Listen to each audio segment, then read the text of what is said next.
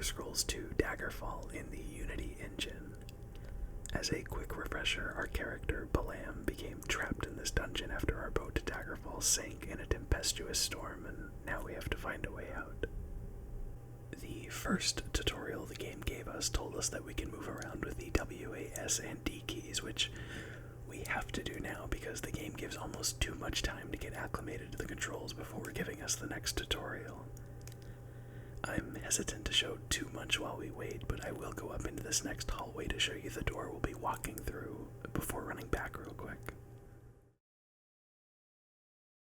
And tutorial lesson 2 reads, before you brave the depths of Privateer's hold, you will want to arm yourself. Press the F6 key to bring up your inventory window. Clicking on the weapon puts it into your hand. Now you are able to draw your weapon. Click on the exit button to go back to the game. Hint, you can have 2 weapons equipped. Press the H key to switch back and forth between them. This is one of the keybinds I actually did end up changing. F6 to get to the inventory is a little too inconvenient, so I changed it to the more traditional I key. You can see I changed quite a few here, and honestly I don't 100% remember which ones are default Daggerfall and which ones aren't, but this is what works for me. There are a lot of advanced control options too, with a lot of these being added pretty recently into Unity. Opening up our inventory shows us our gloriously maned character. It's a good thing we have that green headband on, because without it the hair would simply be too powerful. And speaking of powerful, on the right our click action is set to equip, meaning we could use our mouse to unequip Balam's armor and appreciate that artwork for a moment. Anyway, let's put our clothes back on. To start us off, our inventory has the ebony dagger, which we obtained from the questions and answers we did when we made our character, iron gauntlets that give us a +7 to our armor rating, and an iron longsword that we will not be touching with a 10-foot pole. I've started up a lot of new characters in Daggerfall, and from my experience, the game will always give you at least 1 armor piece and 1 weapon. Sometimes it gives you 2 weapons and 2 or 3 armor pieces, but as far as I can tell, there's always a baseline of at least 1 weapon and 1 armor piece. Interestingly, if you start out as a class that has a disadvantage of wearing, let's say, iron armor, and then get iron armor as your starting equipment, you're stuck with nothing until you can find something on your own that isn't iron. And also, to add on to that, there's also a chance of getting a, let's say if you have just 1 weapon skill, because you love language skills and you just wanted to add those. Let's say your 1 weapon skill is short swords or daggers. You could very well start with a big axe as your weapon, and you just have to deal with it until you can find one. The game is very kind of figure it out on your own with things like that. Anyway, we're going to equip our dagger and gauntlets and continue. By hitting the R key for readying our weapon, we'll hop ahead and wait for the next tutorial. The wait is good because I can show you the palletization option I mentioned before to make it look like the original Daggerfall. By hitting Shift and F11, we can turn palletization on and off in real time, which I'm going to do now. It's not the best situation to show it off, but you can tell a little bit that the lighting as it hits the wall with palletization off is a little more soft and kind of flat aesthetically. When I turn it back on, the textures obviously get a little chunkier, but how the lighting affects it is just a little bit more apparent, and I like the look of that a lot more.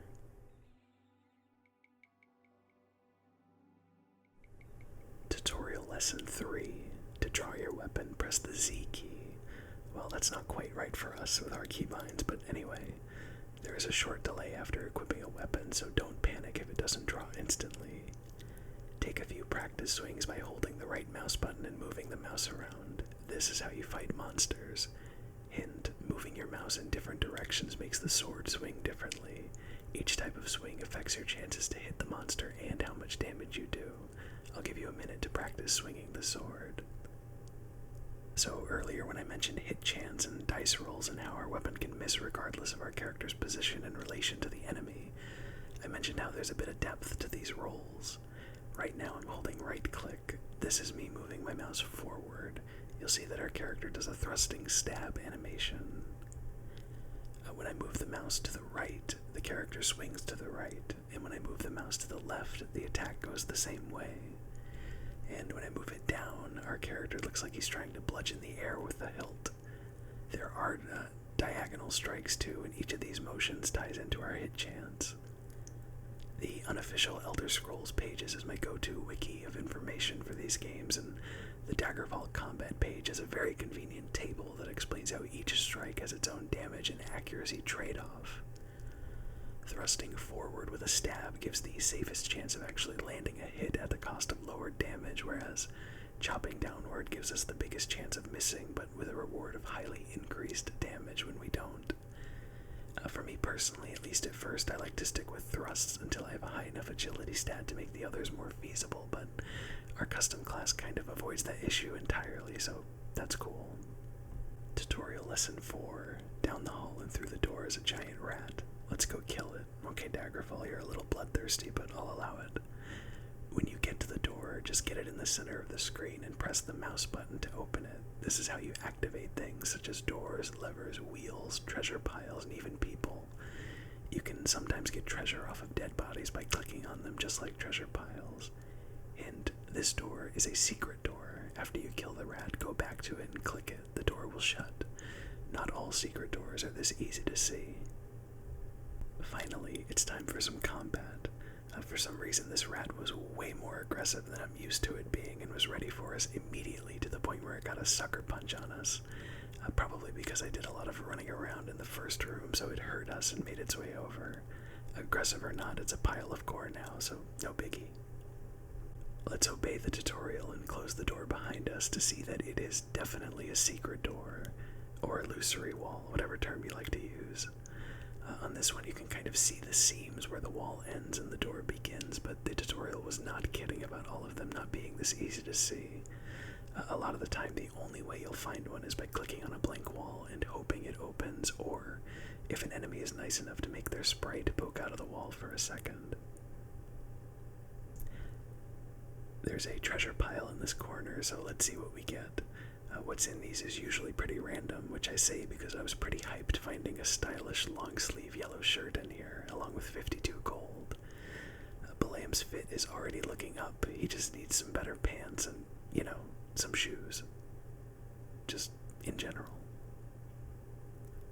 I think now would be a good time to save. I save a lot in this game because you never know when you're going to turn a corner and get paralyzed to death or just instantly killed. It helps to be prepared so you don't lose too much progress, and the game doesn't have any type of autosave mechanic by default, although Daggerfall Unity does have one you can get through a mod. Up the stairs is a cool lantern suspended from the ceiling at the beginning of a long, linear hallway. A giant bat shows up out of nowhere and gets some really, and I mean really, solid hits on us if you look at my HP bar. I decided I'm going to press my luck a little though and continue before I heal up. Behind this door is an imp, and they have the tendency to go invisible, but that doesn't really help very much when it's stuck in the doorway. They cast spells to attack too, so I was lucky I didn't get hit by anything with my health this low. As a side note, some enemies in this game require you to have a specific rarity of weapon material in order to deal any damage. Imps, for example, require you to have at least a steel weapon, which can make starting with anything less force you to skip the imp entirely. Luckily, we have our ebony dagger here.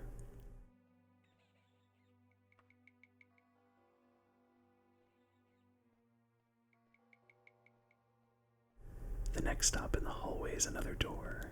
Once again, a rat is already waiting for us and gets a solid hit in, but it isn't enough to kill us. All it takes is one quick club to the head and he's done. This room is pretty sparse, but it does have two very ominous statues that I just love the look of. They add a ton of atmosphere to the room that otherwise wouldn't be there if it was just the hanging light in the corner. They give off a similar atmospheric vibe to how it feels to explore Kingsfield, the first-person From Software RPG that came out in the US about 6 months before Daggerfall did. The next door leads to stairs that go down, but a thief enemy was ready for us and took us down quick and easy, which I of course did on purpose so you can see the death cutscene.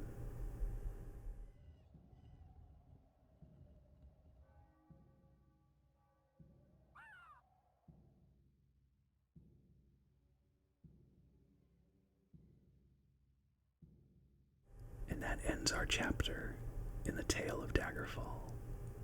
or at least it would if we didn't have saves. As you probably guessed, Daggerfall doesn't let you rest when there are enemies nearby, which can make healing up when you're low difficult in a dungeon. In fact, here I have to run all the way back to the starting room in order to find a safe spot.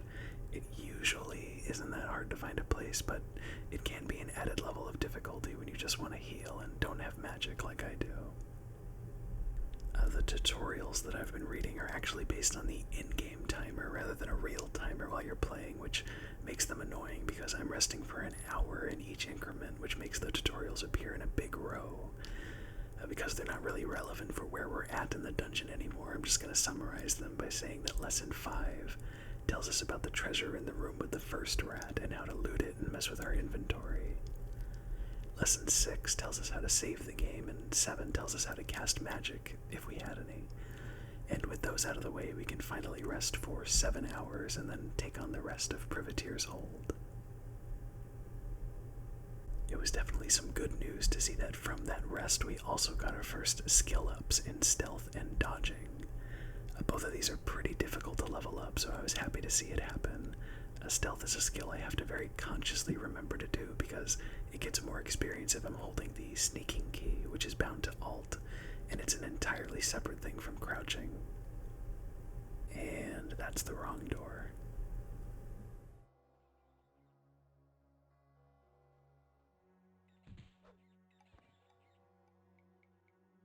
Hooray for revenge.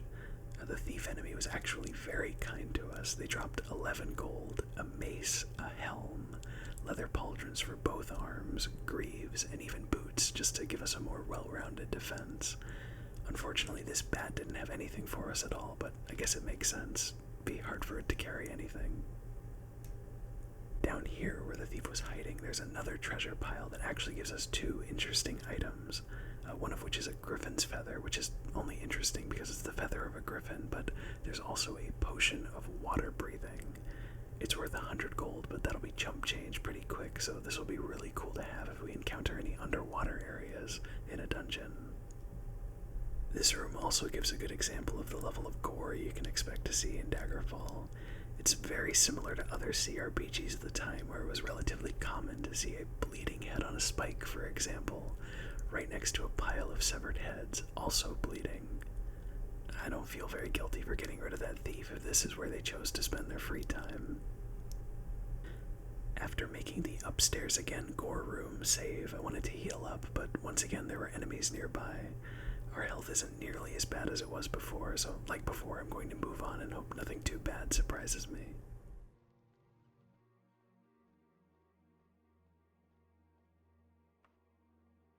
There we go, nice. I also wanted to hit the status key to show you what that looks like.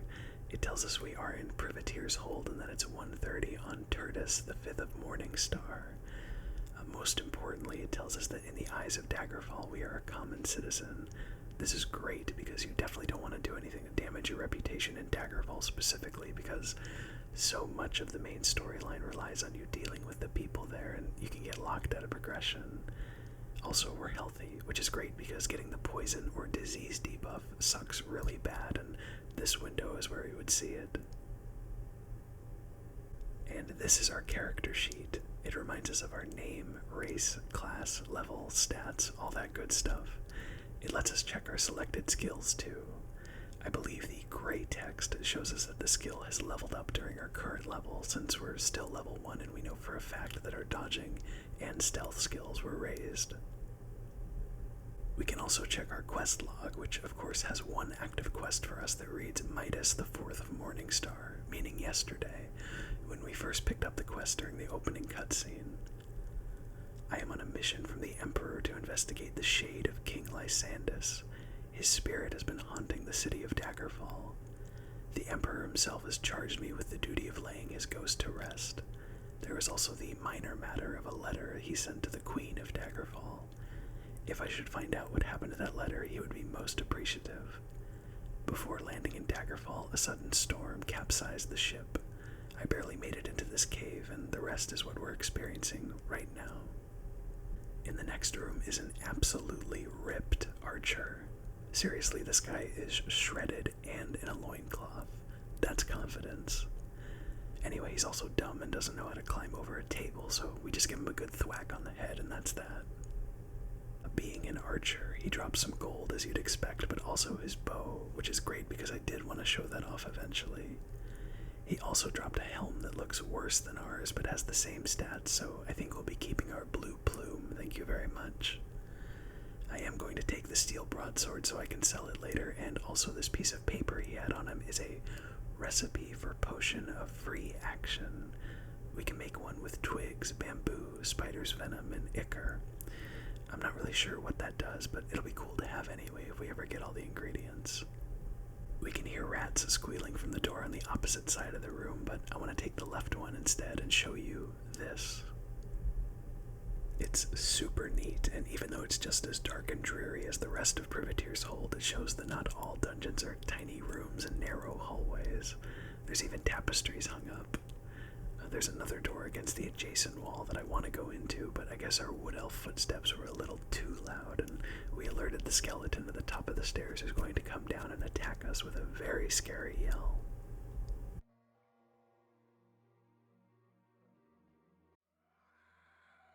With a low hit chance, the Skeletal Warrior, and honestly all of them in the entire game, are a nightmare because they hit really hard and have a lot of HP, but with our 80 agility it's no problem. He dropped an elven staff and 14 whole arrows. He must have heard how excited I was to get a bow from the guy in the previous room. After taking care of that bat, we can finally go into this other room which has, if you'll pardon my language, a fucking bear in it. It's a grizzly bear to be exact, and it's definitely a surprising enemy to have to fight after up to this point dealing with thieves, archers, bats, and skeletons. It's also surprising because, you know, we're I don't know how many feet underground and the bear apparently closed the door behind him.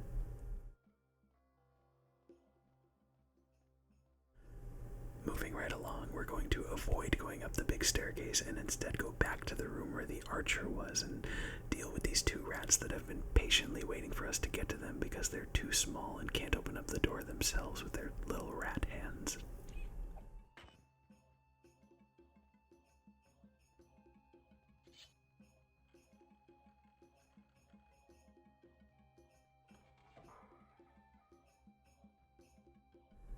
Unfortunately, we reach an incline so steep that there's no way we can possibly climb it. I'm lying. For some reason, we can walk up this slippery-looking incline even quicker than just moving on flat ground. Around the bend is another door that leads to, if you'll pardon my language, another fucking bear. These bears are mean, but I feel sorry for them, especially this one that's all cooped up in here.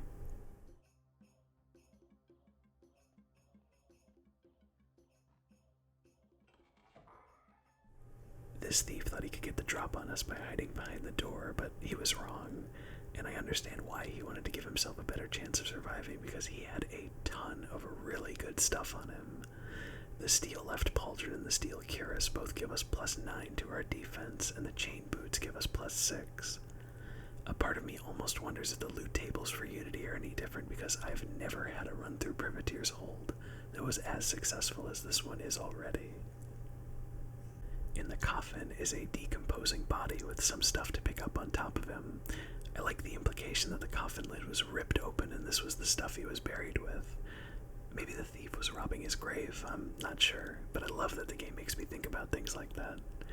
Actually, now that I think about it, we could easily headcanon the armor we picked up from the thief as being what the body was buried in, so that's what it is now. At this point, I'm honestly forgetting which way leads to where, but I really want to heal. Thankfully, getting rid of this bat lets us not only rest up for our HP, but also gives us our first level up. We get more health like we wanted and are given 6 points to distribute for our main stats. It was a pretty easy decision to up our strength to be as powerful as our agility and get our speed up to 70. As with every level up, it gets its own save to commemorate the moment a little.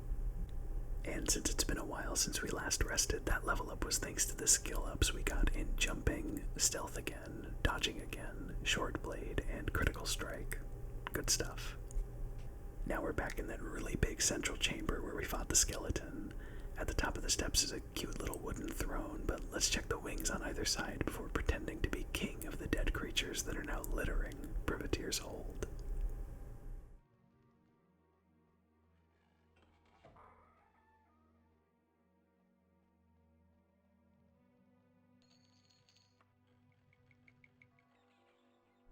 That wing didn't have anything in it other than a treasure pile with 64 gold, which is definitely nice, don't get me wrong, but the other side has our first orc enemy, very far from Orsinium, which is an orc city that the main storyline eventually has you visit. I think it's a city anyway, it might just be a fortress, but either way, it's called Orsinium. I remember the important things. He gives us a better helmet. Well, when I say better, I mean statistically, because it's ugly as all hell. And he also gave us some other armor pieces and our first shield. Shields in Daggerfall unfortunately only passively help your defense like any other piece of armor. There's no active blocking like in Morrowind, Oblivion, or Skyrim. I'm going to backtrack a little bit now and explore the hallway where we killed the bat that gave us the level up. If you notice me randomly brushing up against walls, it's probably because I'm checking for secret doors. Or I'm just falling asleep at the keyboard. You can decide for yourself.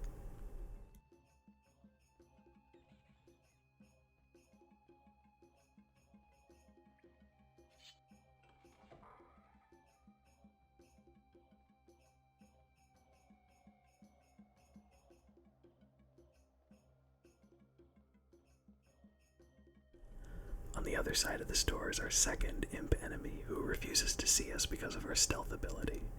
You can't tell because of the first-person perspective, but I'm sure that Balam is making funny faces at him before he turns around and notices him.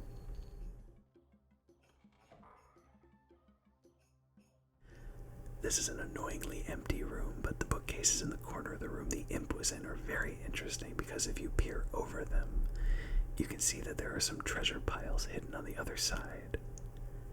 In order to see that, I used the climbing mechanic, which is a little difficult to use in this game, more so in classic Daggerfall, but it carries over to Unity too.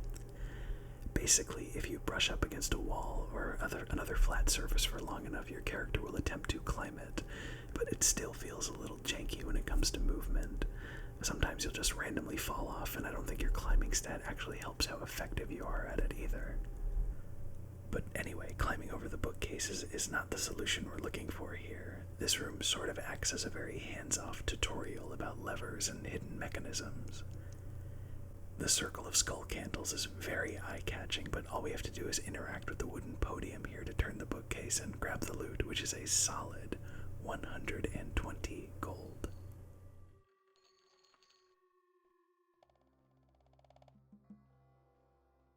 And now we're back in the open chamber again, and I think now would be the perfect time to show you the bows of Daggerfall.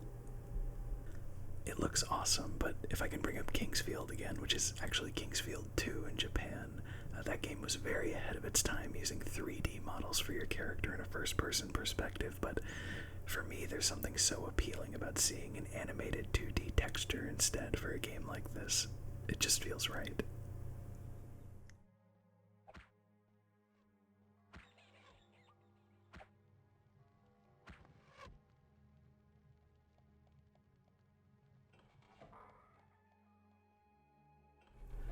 Another closet. Nothing to worry about here.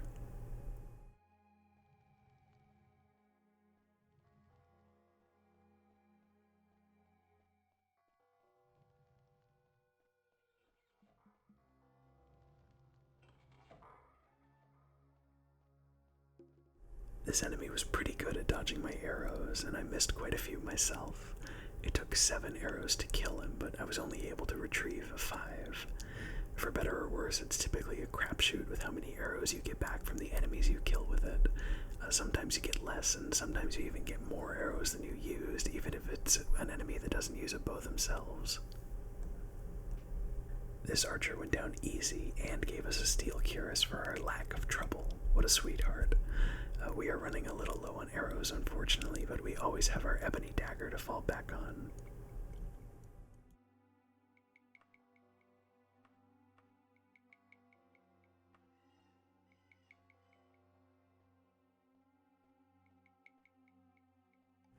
Now I should probably talk about the map. Daggerfall Unity's map is miles and miles ahead of Daggerfall Classics. Believe it or not, the original game also had a 3D map, but it was so pixelated that it was hard to see anything and difficult to navigate because you had to use the buttons at the bottom rather than being able to move it with your mouse like you can in this version. Everything in Unity's map is clearly textured and defined. It doesn't stop Daggerfall dungeons from being as spaghetti-like as they are, but it does make navigating them a lot easier. Also, the red vertical line that runs infinitely up and down helps you find out where you are in relation to the map. Because we started at the bottom of Privateer's Hold, you can't see it here, but there's also a green line that marks the entrance and exit of a dungeon too. It's great. Now we're on a ledge overlooking the big room we've been connecting to, and I'm actually going to hop down and take a little bit of damage so I can show you what this lever next to the wooden throne does. Considering how quickly you can get to this chamber from the start of the game, if you're not interested in killing all of the enemies and exploring every room because you've been through it a million times or for whatever reason, this lift makes it a lot easier to get out of here if you don't want to explore as thoroughly as I have been in this video.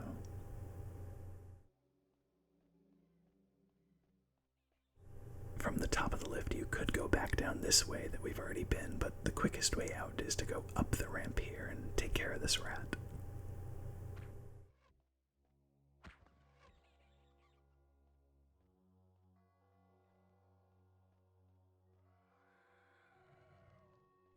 The exit out of the whole place is actually on the other side of this door right here, but we're going to avoid it to check out the last few optional rooms of the dungeon instead. Before I walked past the door, you probably heard the skeleton scream on the other side of the wall, which would place it in an area where we haven't been to. As far as I know from my experience in my first playthrough, it would seem that the game has a system in place that plays enemy audio clips from random locations while you're going through a dungeon. I'd love to know if I'm wrong about that, but to me it feels like something that was put in place just to make sure you never feel quite safe and that there are always more enemies lurking off in the distance.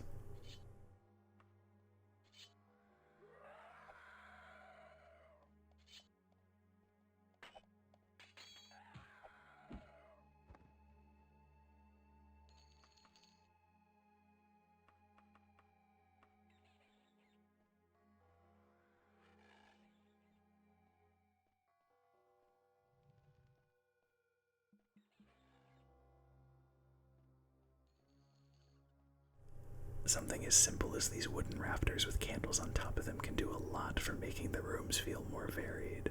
It's also a really awesome showcase of the palletization option with the way the candlelight bounces off the ceiling.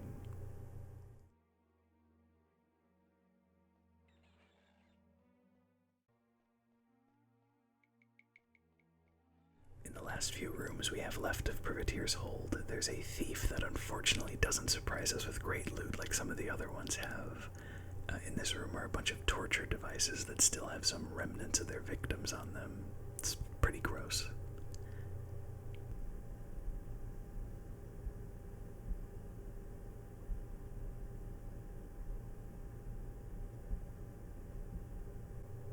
But what isn't gross is this secret door in the wall, which opens up and gives us once again a cool display of our stealth skill actually working. I would have thought for sure that the skeleton would have turned around when he opened it, but he's just having a lot of fun looking at the wall here.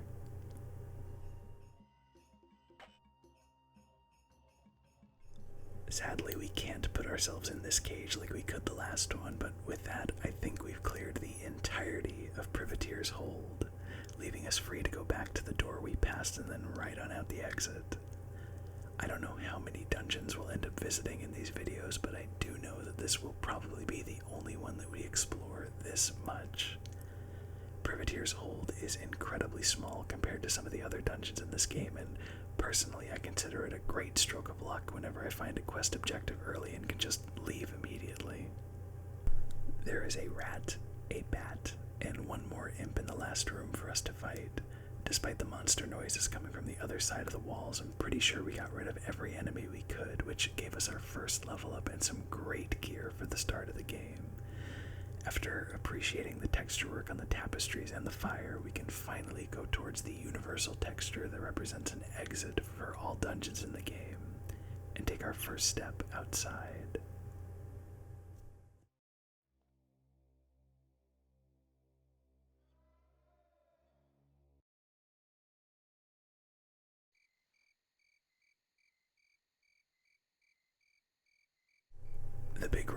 open world is kind of lessened by Tutorial 8, which reads, "Congratulations, you have made it out of the starter dungeon, Privateer's Hold.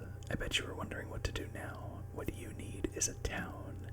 Towns have the services you will need throughout the game. Let's, without an apostrophe, even though it's a contraction, fast travel to one." The fast travel is done by pressing the V key. The region that you are in, Daggerfall, is highlighted in red. Click on that region and you will get a blow-up map. There are a lot of places on this map. Let's find the city of Daggerfall. Click Find and type in Daggerfall. The most convenient way to travel is by clicking Cautiously and Inns, both of which are the default settings. Otherwise, you risk arriving at night and having to climb the walls to get into town. For this tutorial to continue, you should go to a large city, such as the city of Daggerfall. We'll pick up the lessons again in 14 days. This should give you plenty of time to get there. Of course, that's in-game days and not actual playtime. As we close the tutorial, we can see that we cross a well-trod path and a bird calls nearby. I do want to preface this by saying that the open world we're looking at right now is a little bit more impressive than the one you'd see in classic Daggerfall. The draw distance is greater for one, but the mountains and hills mod we have installed also makes for a much more impressive view. This would all be flat ground without it. If we turn around, we can see the pretty inconspicuous entrance to Privateer's Hold. Getting out of that place for the first time feels so satisfying. I always love taking a second just to look around and appreciate the scenery. Looking at the water over here is a must too. Privateer's Hold just feels like such a trial by fire that you've been able to make it through this tough dungeon without barely having any experience with the game, and now you've earned the right to start playing. Now I'm going to run back to the entrance and follow the tutorial. Opening up the world map, we see all of the Iliac Bay. The entirety of Daggerfall is comprised of 44 different provinces that you can see here, with each one outlined in yellow. Privateer's Hold is in Daggerfall, which is at the southwest end of High Rock and outlined in red. The southern continent is the northern part of Hammerfell. We can visit every single one of these provinces and explore them right now if we wanted to. If you're unfamiliar with this game, you might be thinking that they would be very small to compensate for such a big number, especially in a game so old, but surprisingly, you would be incredibly wrong. Because when we click to zoom into the Daggerfall region, you will see hundreds and hundreds of dots.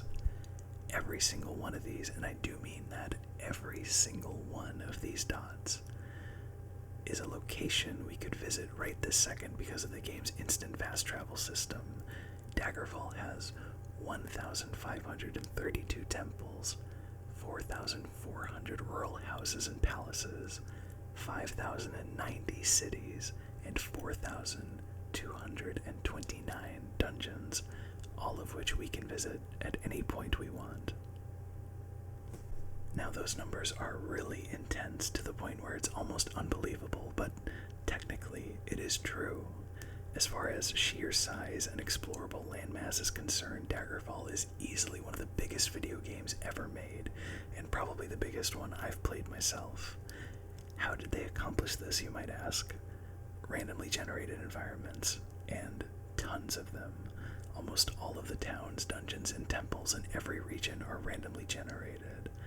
I want to clarify that they're not randomly generated for each player, though. They were randomly generated once in 1996 and then shipped with the game. So everyone's Daggerfall locations, every name, every layout, every building is the same for all players. Most of the locations involved in the main questline are an exception to this, though, with a lot of them being handmade by the developers. This is the kind of stuff I was talking about when I said that you can play Daggerfall forever. Once you get bored with a region and the randomly generated quest you've been given, you can just yeet yourself across the Iliac Bay and start getting new quests for new dungeons in a new city.